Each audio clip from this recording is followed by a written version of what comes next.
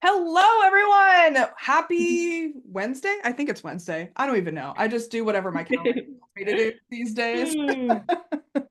I'm Claire Jones. I'm a queer fantasy romance author, as well as a guide that supports other writers in getting their works into the world. And we are jumping on for my Marketing as Authors Facebook Live series, where I interview the amazing and inspiring authors in my network to discuss the marketing strategies that have propelled our writing careers forward in meaningful ways. Hopefully, at least that's the goal here.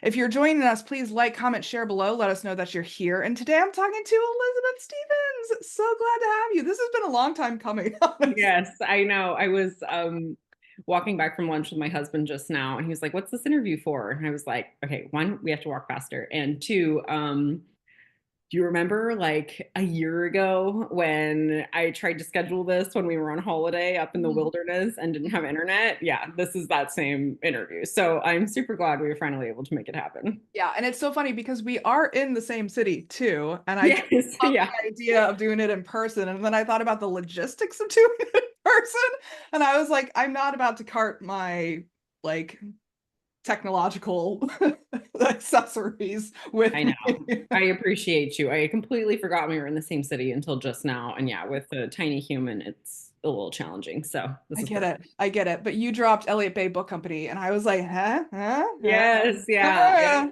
Hmm. We I got know. to wrap the So good to logo in me these. there. Definitely my favorite bookstore. Oh, it is one of my happy places. I mean, that whole neighborhood in general. Like, I have to go to Mighty O's first Mm, and get yes, my donut fix, and then coffee and books at Elliott Bay. for sure. Hmm. A solid lineup. Yeah, you can't go wrong. Can't go wrong. So, to dive on in, give us the rundown on your books. Like, what are they? How many have you written? And what do you have planned coming up?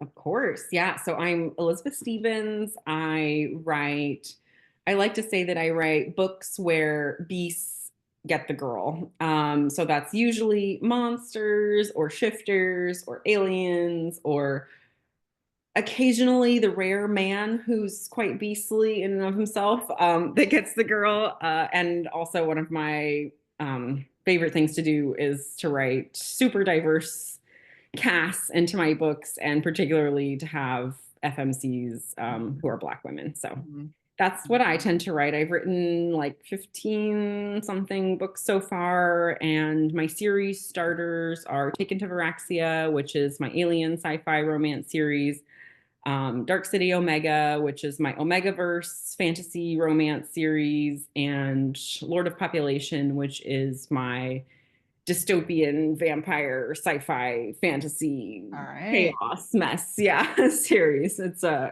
lot of fun. But I also have a couple super exciting works coming out this year that will kick off new series, and a standalone that's coming out very soon. Um, Congratulations. yes, yeah, and so standalone is Vikings, and then my this will be my first traditionally published book is coming out with Montlake in May of this year. And the first book in that series is called All Superheroes Need PR. And it's a superhero contemporary romance with like definitely like a major monster twist. So I love that. All it's a wild superheroes ride. need Yes. PR. That is so true. I love how clever people are getting with their titles lately. Like, I think my last interview was with Jessica Cage, who did the like I accidentally summoned a demon boyfriend. Oh, yes. That's Like, so great. you can't beat a title like that. And like So good. superheroes do need PR. Of course. Yes. Mhm. I know it's like all superheroes need PR, all superheroes need photo ops, and then like all supervillains need coffee. It's like Yes. really, really silly titles. Yeah. Does that make me a supervillain if I am fueled by coffee right now? 1000%. Excellent, excellent. So the Trad Pub is actually a series, not the standalone. Right. Interesting. How was it experiencing the Trad Pub querying process with a series versus a standalone? Have you ever tried it with a standalone?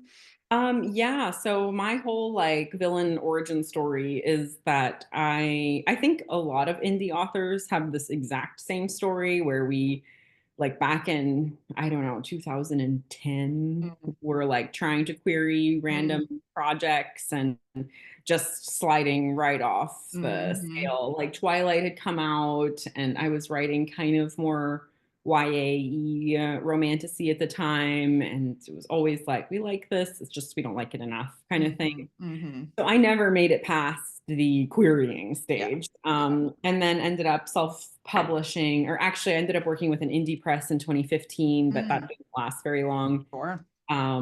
And I got the rights back to my books and then republished just myself. I was like, I need the control. Working with that particular indie press was just not for me. And I ended up self-publishing and just thought I would be self-publishing ever since. I love self-publishing.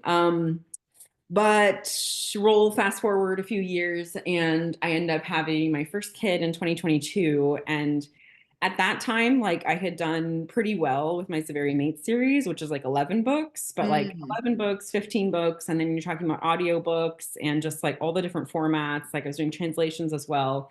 It's just so many titles. I And mean, talk about the number of ISBNs. Like that's where my yeah, mind goes. I'm like, man, how many ISBNs is that? yeah, it's so many, and I'm just like, yeah, deeply overwhelmed. And so stuff like wanting to take a series wide or like do German translations or any of that stuff was just way too much for me to even remotely consider doing on my own. Yeah. And around that time, shortly thereafter, I ended up getting and this is where my experience is like quite different from like a traditional querying process. I ended up being reached out to by like an editor who worked at HarperCollins One More Mm. Chapter, Mm.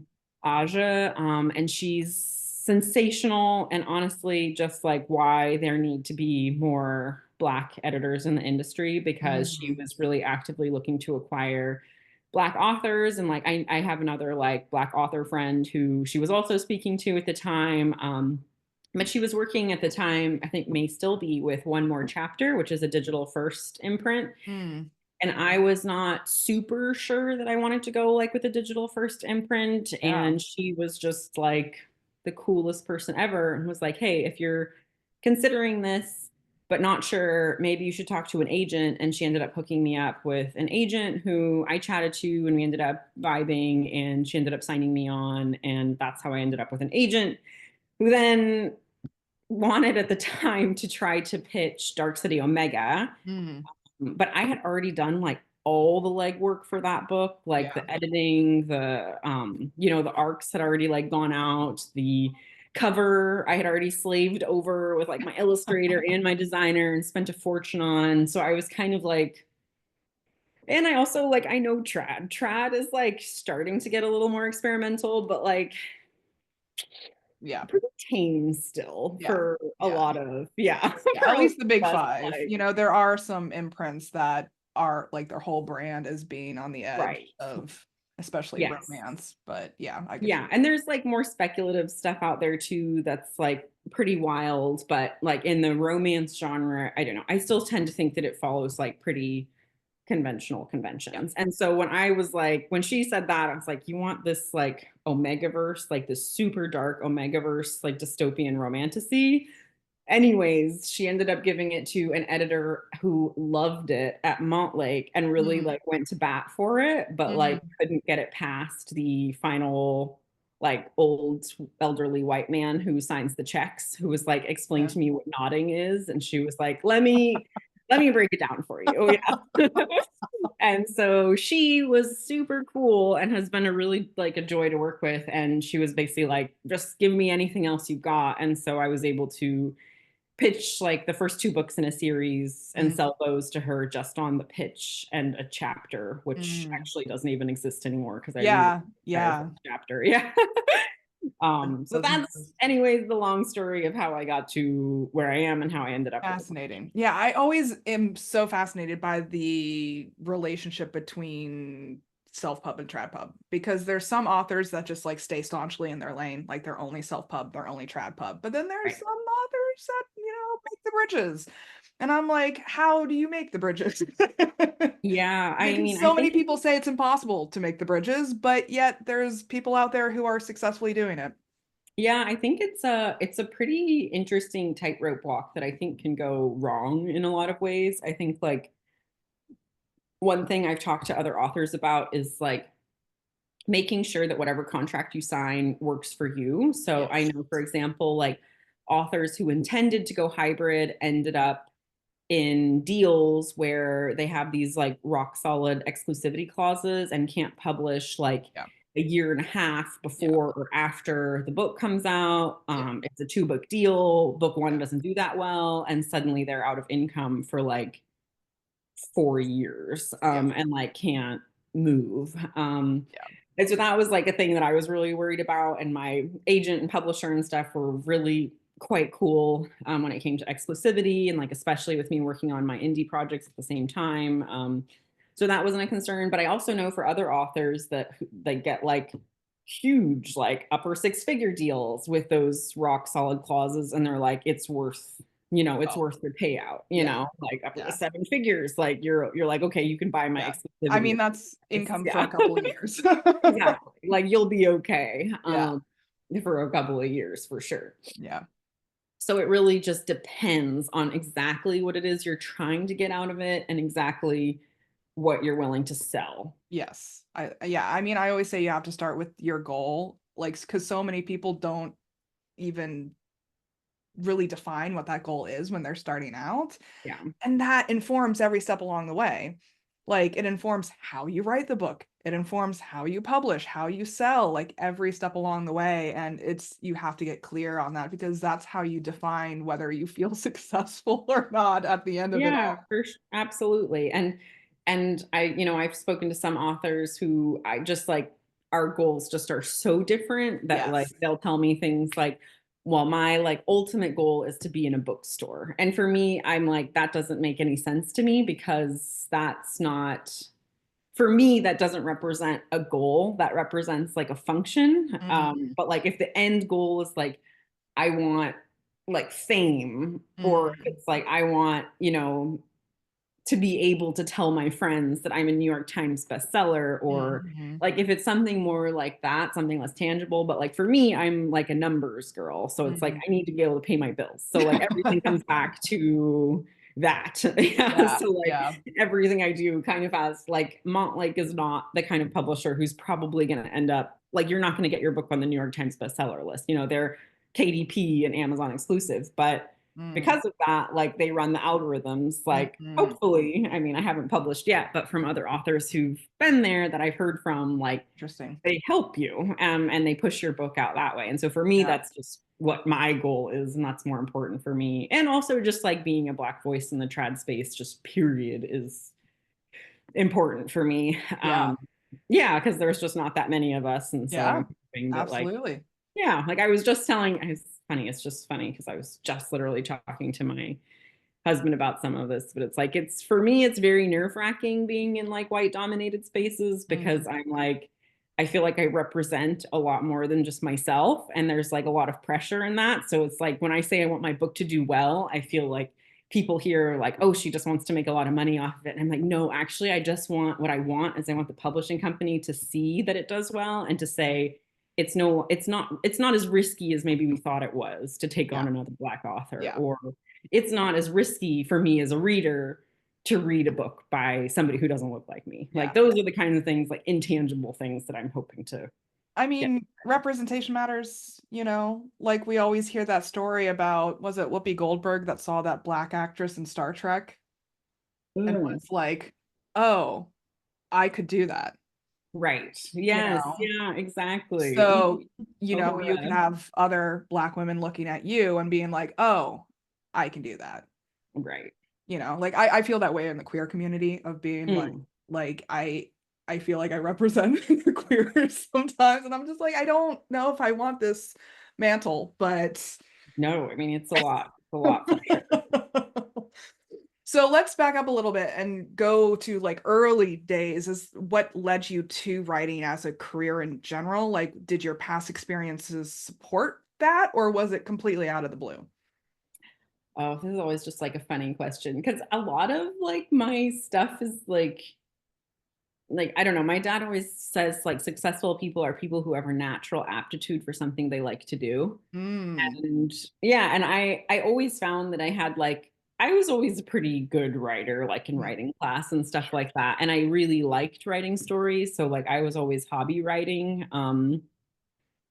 Forever, like literally since I can remember. And eventually ended up finishing a book. And that was when I was like, maybe I should try to publish it just again as a hobby with no intention of ever getting into the authoring space. I was Middle East studies major, studied Arabic, lived in the Middle East, working in Lebanon, like moved to Geneva, worked again for human rights organizations and stuff. And was just like very down like this kind of like NGO, international NGO, like Diplo kind of path. Hmm. Um, and then I got so disenchanted with all of that and ended up living in Berlin, where there is a very great social structure, social Mm. welfare structure. Yeah.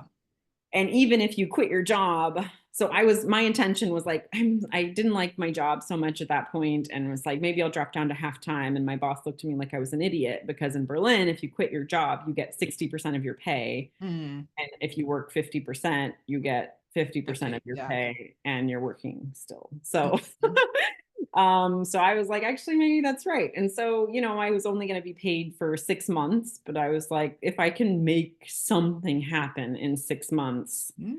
It's a good maybe I runway. should try. Yeah. I mean, it's just crazy because like I know myself excluded, I know three other people who were able to get their businesses off the ground that way Yeah. in Germany. And it's That's just a like, decent runway.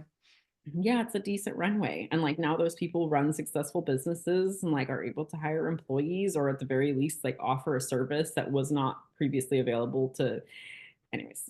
We won't get started down that road. Yeah. Yeah. Yeah. That's a whole Yeah, different podcast. a little different podcast. Yeah.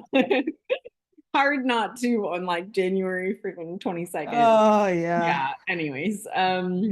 So yeah, so ended up happening and I like in a frantic fever pitch fear of poverty drove me to write like Voraxia, Nobu and Sasor all in like 6 months, ended up Whoa. publishing all of those and Whoa. they did pretty well and I was like maybe this can work and I just kept doing it.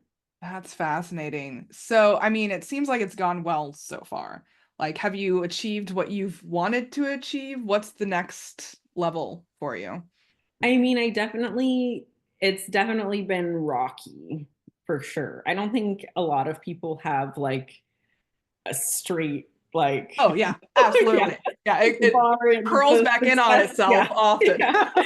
Yeah. And it's a really weird industry, right? Like, it's hard. It's just hard because there's so many, like, my cousin, who works at a bank was like, I could literally never do your job because the uncertainty of it is so wild.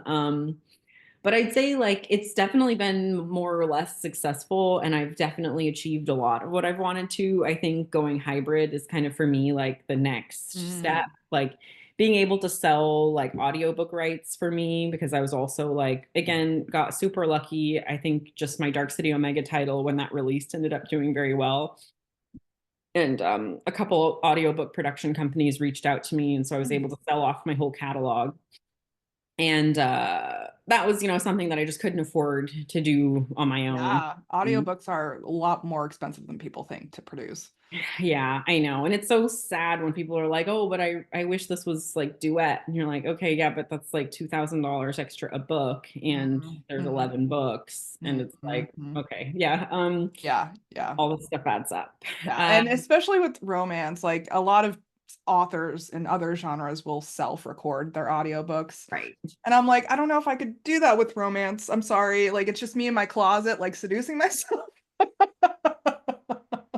I'm like, No, my friends all the time ask me, like my in real life people I know, or because they just don't know, they don't read those yeah, kind of books. yeah, And so they're always yeah, like, oh, do you do your own audio? And I'm yeah, like, there are professional actors who yeah, do my audio.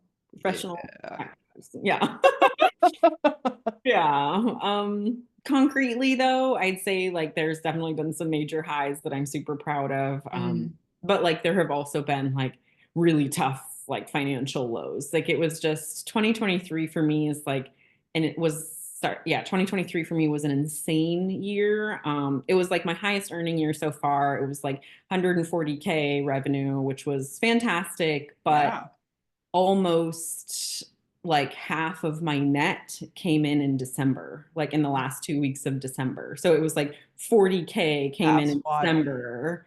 And like meanwhile, November, December, I was like hemorrhaging cash. You know, I was like Yeah, $20,000 in debt. I was just like, how am I gonna that's like, am I wild. gonna have to get a new job? Like I was just, it was rough, because yeah, it's everything. The timing got really messed up with Dark City Omega being pushed back. And then, you're waiting on like advance payments, which were paid out super quickly, but it still takes time to sign a contract and stuff. And it Mhm. was just like, oh boy. Uh, Mhm.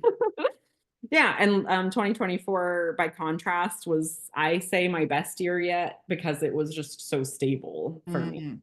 And it was just really like, it was barely a six-figure year, but just every month wasn't so dramatic compared to the next. And also because I did go trad, or like trad for this series, I'm writing books, I'm not publishing anything, but I'm also not paying for anything. So like people also don't realize like the upfront costs Oh, are, it's whew, painful. they're It's painful. painful. Yeah. And like especially what platform do you use for self-pub? Do you use Ingram? I use everything. So I have one series that's wide, and I hate it. I yeah, and then KDP, of course, Yeah. for Amazon stuff, and then Ingram for paperbacks and hardcovers. Yeah. I mean, with Ingram in particular, the payments are delayed by 3 months, which is also very concerning when you've put so much upfront costs into the launch. Yeah, Ingram payments, I don't even look at them when I'm doing rapid tallies of my revenue because one, yeah, the payment delays are so confusing. I don't know where to like which column to add them under. And Yeah. then Yeah. they're so minimal. I mean, it's Yeah. just frustrating because as somebody who reps local and indie bookstores super hard, at the end of the day, like I do make three times more when I make an Amazon paperback sale than as I do, because it's just this Ingram monopoly makes it Yeah.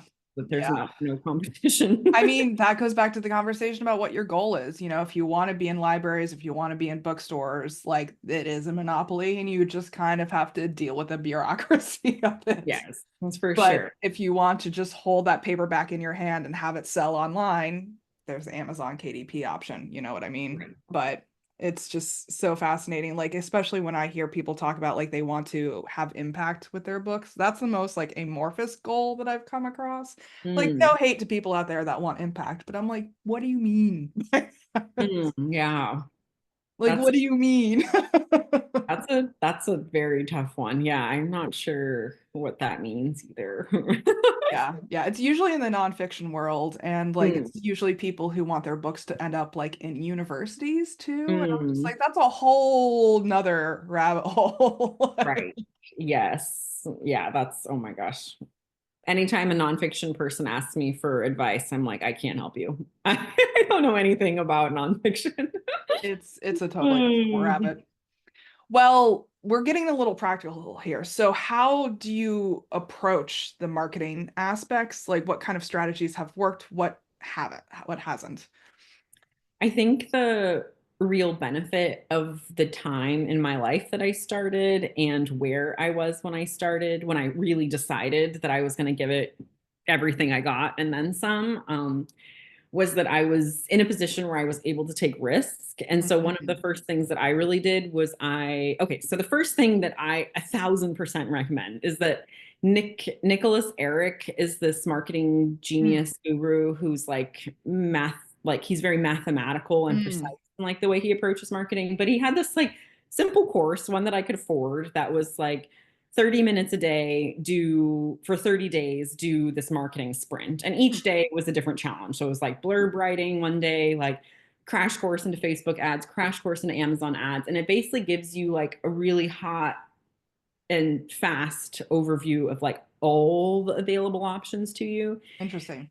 And so what I kind of learned from that was basically to cast as wide a net as possible and try Mm, everything and mm, then to see what sticks and mm, scale immediately back from there. So like for me, what's worked really well was not paying for ads. So Yeah.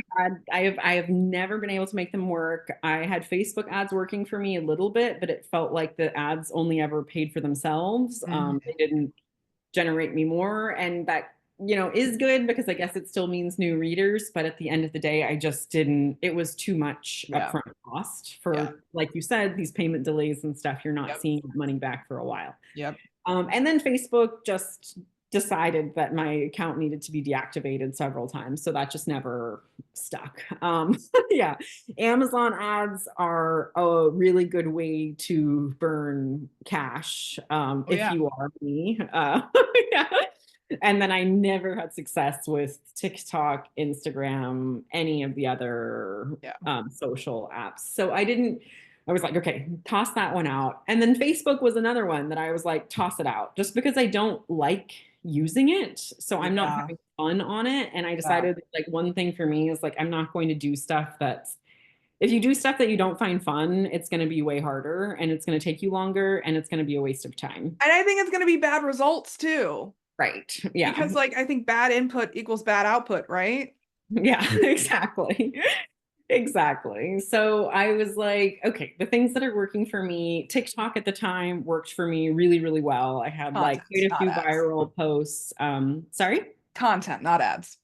Content, not ads. That's right. So it was free. I had a few viral posts that like in 2022, like had me like book 6 in a series, like put me at like $13,000 for the month, which was just insane for me because I'd never had Yeah. it that high before. And like another user ended up posting like a viral thing about the population series shortly after I revamped it that did really well and like got like kind of kick started this like older backlist series. And so I had some success there. And then Instagram has always just been fun for me and like more of Hmm. a solid constant, like whereas Hmm. TikTok, it's like 80% of the time you throw content out there that takes a long time to make. Hmm. Um, and you get 200 views. So it Hmm. that one hasn't really worked for me in a while. And I know like TikTok Shop works for a lot of authors, but Yeah.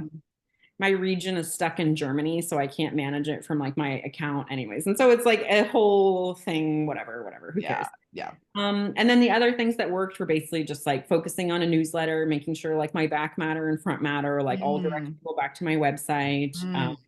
And also just being in communities with other authors who are able to tell you to like course correct when you're off and to just give you like the basic advice where you're like, where do I find a printer who does not safe for work vellum art? Like really niche random Man. stuff. Yeah. Yeah. Where you're like, how do I? Yeah. And so from there, it's just been like hit or miss, trial and error stuff. But promo stacking was a big one that Mm. worked really well for me for a while. It was a Nick Eric thing. He even has like a whole like promo like list on his Mm. website and like suggested the things to stack, and I just used that and like was able to Mm. generate a lot from those. And then I tried like influencer marketing sort of Yes. last year, which Yes. worked really well. I realized Wow. that You're the folks first are, person I've heard that said that. That's that's funny. fascinating. I think it's because like I'm around online anyways, so it's not like Yeah. jarring for people, or maybe it wasn't as jarring for people when I reached out the first time, but like Dark City Omega was the first time I ever tried to like get my arcs into like paperback arcs into influencer hands. And like, Interesting. yeah, a lot of those folks have become like diehard readers ever Mm. since then and like promo the hell out of my books. And it was just, yeah, that worked super duper well and something I'll keep up. But it's also Yeah, like about evolving constantly. Like when something stops working, drop it right away because you ain't got time to absolutely. spend on that. And Yeah. as soon as something else crops up, like maybe give it a try and see what happens. I find it interesting that you started out with 3 books right off the bat, like in that 6-month period, because I hear a lot of rapid marketing success can rely on having a solid backlist already Yeah, built. Was that absolutely. intentional? Yes. So I knew for a fact that rapid releasing was the way to go. Hmm. If it's manageable, do it. It's something that I still to this day like hope to one day get right because I still haven't gotten it right. Like even with this Very Mate series, like I published 3 books and then there was like a long lag to books 4, 5, 6, 7. And then books 8 and 9 were when I was pregnant, and they just like they were delayed by like a year. And you can really see like sharp declines in like the amount of revenue that all of those earned. And even when I did my French translations, I did again, one of my experiments was with translations. I did translation and audio at the same time to see which one generated more revenue. And so I did the Mm. first 3 books in each. And my French translations took off like gangbusters. So then Mm. I did the rest of the series and got them out as fast as possible and was like orange tags in all of my categories. And like they earned back like really quickly. And I was really happy with how they went. And generally like have found that rapid releasing works. It's just I'm a slow writer. So Mm. and get distracted. So it's not Yeah. super feasible for me all the time. Yeah. Yeah. It's just fascinating. Like having people think I do one a year and people think that that's fast sometimes. And I'm I like, know. you Yes, it's don't even understand. yeah. You don't even understand how fast people can rapid release these things. I know. Yeah. Lisa Vino is like an author who's just like a marketing genius who I totally admire. And she like published like 12 books in a year once, one a month. And that was how she like became a 7-figure author Yeah. because you don't need much independent marketing when you have the algorithm working that well for you. Yeah. Yeah. Like one of the authors that I watch particularly when it comes to rapid release is Katie Robert too. Oh my gosh. She is a marketing genius. I try to do everything she does. The Gantt charts. I'm like, you have Gantt charts? I know. And her Airtable work is a thing of beauty. Like here, okay, sorry, I'm so sorry. I have to That's just fine. That's fine. I mean, we're all dealing with technological challenges on a day-to-day basis. It's how we roll. I But know. I was like, what my life is hour? literally ruled by my color-coded calendar and my color-coded spreadsheets. Like Yeah, that's how I stay sane. right. That's my answer. People are like, "How do you do it?" And I'm like, "It's color coding." Yeah, fair. So if there's one big takeaway that you think would be helpful for the audiences when it comes to marketing, releasing books, so on and so forth, what would it be? Oh, I think it would depend where they were at in their career and Mhm. again what their ultimate goals are. But I Mhm. think um my kind of ultimate takeaway is to have fun.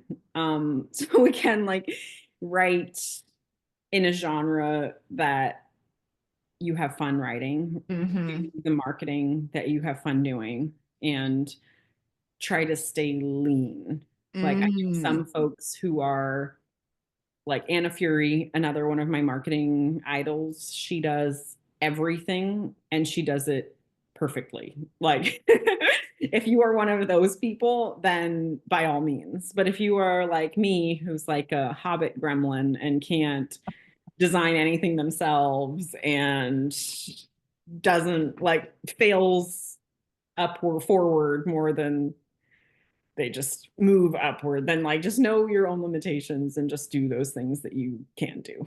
Yeah, I mean, staying in your zone of genius, I think, is so important. There's one phrase that I heard earlier on in my entrepreneurship career that changed how I view like hiring help.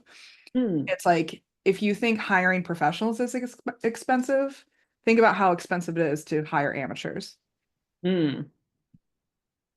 because that's so much more than just money. It's time, stress, so on Yeah, and so forth. for sure, for sure.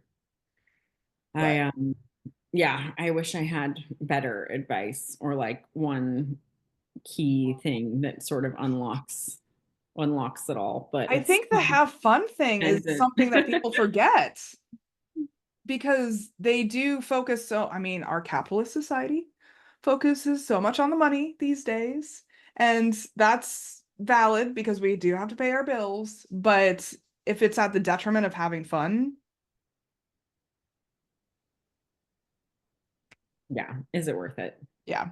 Yeah. I know. And I see authors like a lot of times posting in these groups being like, I see that like X, Y, and Z is trending right now, but like I Mm, like writing that. Should I just mm, do it anyways? And it's like, well, you're probably not gonna, like you said, you're probably not gonna do it well if you don't like doing it. mm. So you can try to follow trends and try to do all of that stuff. And I know a lot of people do that with great success. I'm just not one of those. Yeah. Yeah. Yeah. I mean, I think it can lead to creative burnout too, which is such a big topic in the world of writing too, is Mm, especially with the rapid release cycle, is like you can very much reach creative burnout very quickly, especially if you're doing the things that you don't find fulfilling during that process. totally. And that just shortcuts everything else that comes afterwards. Yeah, I agree with that. Well, anything else you want to add before we start wrapping up? I mean, we could touch on the whole social media thing that's going on right now, like, because you do Right. rely so much on TikTok. Do you continue to plan to do that? I haven't figured out yet. TikTok, like I said, has kind of stopped working for me, but just funny enough, like last week, I didn't expect it to go dark at all, to be Mm, honest. And so I had actually kind of in my head already mentally decided that I was gonna like give it one last try and use this mm, alternate account I made to try to run a TikTok shop from, just because mm. other authors have been doing that very successfully. Yeah, But then I don't know when it came back as it went dark and then came back as this weird zombie app.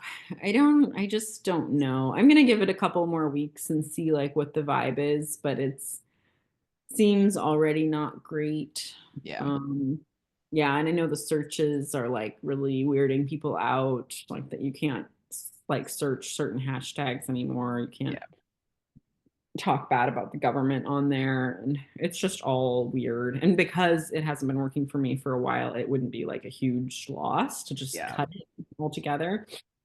The yeah. only thing is that the video editing functionalities on TikTok are so much better than the I ones. know, that's the So problem. yeah, it's like you actually just want to use it to record whatever you were going to put on Instagram, and like who cares if you even post it to TikTok, although now TikTok's changed it so you can't download your video without the watermark Well, without they changed it posting back, it first. actually. Oh, they changed it back. Hmm. Mine is still stuck, but I haven't tried it in a few days in either case. Yeah, That in the last week, I've been able to download it without the watermark. yeah, mine says mine will only let me download it without the watermark now after I've posted it. Okay, interesting. Yeah. Yeah, I'm doing the Great Social Media Challenge of 2025. That's what I've dubbed it, where I'm filming, posting, and editing the videos on TikTok and then putting them on Blue Sky, Lemonade, Red Note, and Tumblr. I know. And then it's like, okay, then everybody's fleeing and running to these other apps. So I haven't actually downloaded Red Note yet. I'm not sure if I will. I think I'm definitely going to download Blue Sky, which is kind of like a Twitter alternative, right? Yes, yes, but they are working on a video app as well. Okay. Yeah, yeah, but Uh, it's actually headquartered in Seattle. oh, is it? That's funny. Mhm. Yeah, for now I'm just really on Instagram, which is also and Threads, which is also like, I mean, Meta owned, not. Yeah, yeah, yeah. I'm just experimenting and gathering the data at this point and being like, all right, where is the data pointing me and what do I actually enjoy? Those, like, I'm calling it survival of the funnest. Yeah, that's a good way of looking at it. Is Yeah, like, what like can I? Instagram, I still have fun on. Like, I'm still seeing the same stuff. Like, it's not changed too much in the past week for me, but I'm not sure what's coming or Yeah, what the general mood is in the book community. the wild, wild west out there. There's a lot of stuff happening, man. As a marketer, I'm just like, I feel like an anthropologist, just like studying Yes, things yeah, with yeah. my magnifying glass. I'm just like, tell me more, please. Yeah, it's gonna be a weird next 4 years, that's for sure. Yeah, yeah, Or it just the will. It next will. future. But I mean, at the end of the day, I think it's that word of mouth thing that we were talking about earlier, and those communities of authors, communities of writers, communities of readers, no matter what platform they're on. Yeah. And I know like a lot of book reviews for me have been moved through just like Instagram DMs, like Mm. even books that I read personally, like I get a lot of them through Instagram these days more than I used to. I used to get like all of my book recommendations from TikTok, and now my algorithm only shows me like book talk drama and nothing like else. So yeah, I My just my TBR is long enough. I don't need any more recommendations. yeah. I'm a library girly, and so I have the hold cycle that I have to wait on. But No, I'm a mood person, so I'm the kind of mm, person who doesn't have a TBR. They mm. just find a book and then read the book and then forget the book and probably try to read it again like 8 years later. Yeah. Oh, Like if I don't buy it same. immediately, it doesn't get read. Like my KU library is basically just like a library full of like gravestones, and then the one like the 10th title is the one that gets like rotated out. That's hilarious. Ah, right. I mean, I'm actually on AO3 at the moment for my reading because Okay, that's apparently where I need to be. perfect. Well, this is powerful stuff that we're talking about. Like, I love hearing how different authors navigate this journey of writing and marketing and interacting with their communities because I think that that's the most important part is the interaction aspect of it all. Because I think you said it at the beginning of this, we do this for each other at the end of the day. Yeah, absolutely. And there's just, I don't know. I always say there's just so many different ways to skin this cat, this like book publishing cat. Yeah. Yeah. Because Yeah. yeah, there's just so many different approaches, and it's just really figuring out what you need. Like some folks really need the creativity to just do indie their entire Hmm. time and have the bandwidth for it. And there's other folks like me, which I don't know, for me, like trad came along at exactly the right time when like Mm. the marketing and the writing are still really fun, but I actually just can't manage the production anymore. And that's what trad does best is the Yeah. production. Like they're incredible. The editing has been so much more like intense and fun than when I have Mhm. to deal with editors myself. And yeah, and so it's just yeah, figuring out exactly what you need and when. Yeah, that's fascinating. I've been thinking about dipping my toe into trad. Like I had a very similar experience back in the early aughts of like getting a bad taste in my mouth from trad. I'm Hmm. like, maybe I'll come back around. Yeah, I mean, for sure. I'm like pretty harsh critic of trad. I think that the way that like the industry itself treats authors is not great, especially authors from marginalized communities.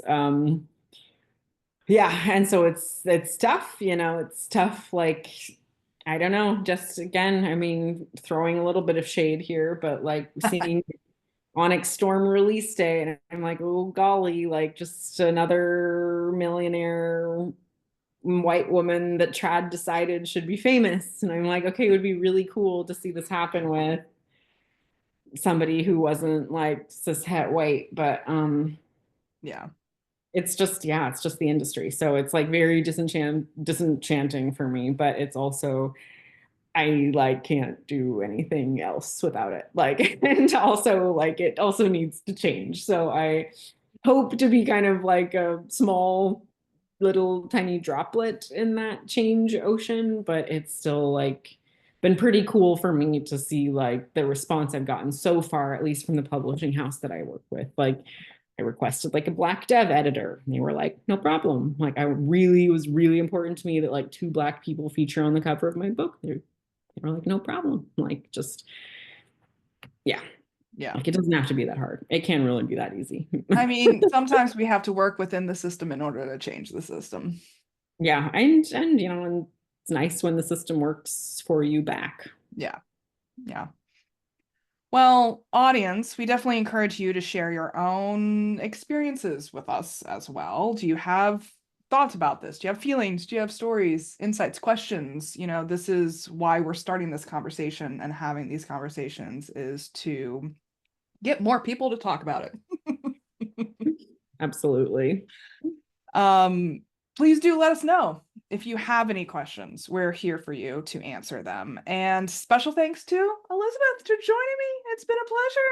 Yeah, thank you so much. And yeah, I'm always like up for forwarding along knowledge where I can. So if Yeah, authors that are watching this ever want to just DM me and be like, hey, I saw this and was curious about this, like, don't hesitate to DM me. yeah, Probably on Instagram is your best idea, is your best bet. yeah, Since yeah. I'm still on that platform and who knows where the other ones are going. Well, because we do often throw around terms, vocabulary in these episodes too, where people are like, wait, what do you mean by that? So if you Right. need the glossary definitions, hit us up. Yes.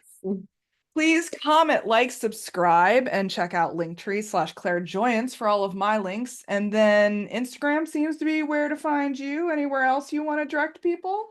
Yeah, I mean, if your readers interested in my books, you can always find my website, which is booksbyelizabeth.com, and my newsletter sign up link is in there too. And I just started a Patreon, which has been Mm.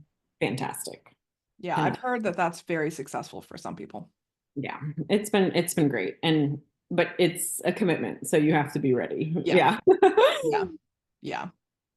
Well, I'll make sure all of those links are available in the show descriptions and stuff for easy access. And until next time, please remember that you do all have extraordinary stories to share, and we are rooting you on as you share them with the world. So take care, everyone. Bye. Thank you.